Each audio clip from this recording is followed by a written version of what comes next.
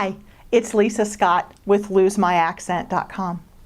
Today's video comes from a question asked on my Facebook page about the difference between few, a few, little, and a little. This is a great question because while these pairs of words don't sound very different, they actually have very different meanings and uses. First, let's talk about when we use few or a few and when we use little or a little. Few and a few are used with countable nouns, while little and a little are used with uncountable nouns. So, we would say that we have a few apples or a few friends, but a little sugar or a little coffee. Now, let's look at the difference between a few and few.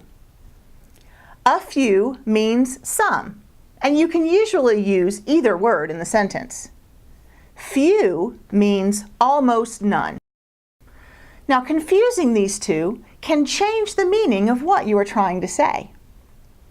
For example, if we say, "We have received a few responses from the job offer we posted," that means that we have received some responses from the job offer, and that's good.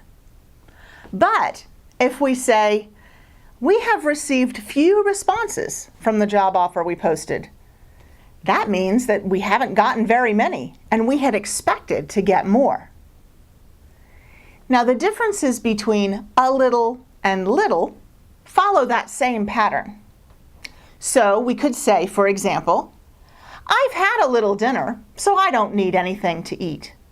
That means that I've had some dinner and I'm satisfied. But if I say, "I've had very little to eat today," then I'm hungry and I'm ready for a good meal. Now there's one more layer of explanation for you advanced English learners, and this involves understanding the tone of what is said. Sometimes the expressions "a few" and "a little" are used with a bit of a sarcastic tone, and in that case, the speaker actually means a lot rather than a small amount. For example, when talking about someone who got drunk last night, we might say, "He had a few drinks last night," or "He had a few too many." We really mean that he had a lot of drinks and way more than he should have. Now, if you stay up very late working on a project and you have trouble getting up the next morning, you might say, "I stayed up a little too late last night," when what you really mean is that you stayed up way too late. So, I've given you a few tips today on how to improve your English. And I hope you understand these words a little better than you did before you watched this video. I love it when you ask me questions that I can turn into videos for you.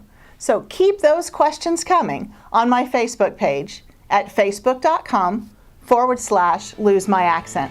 I'll see you next time.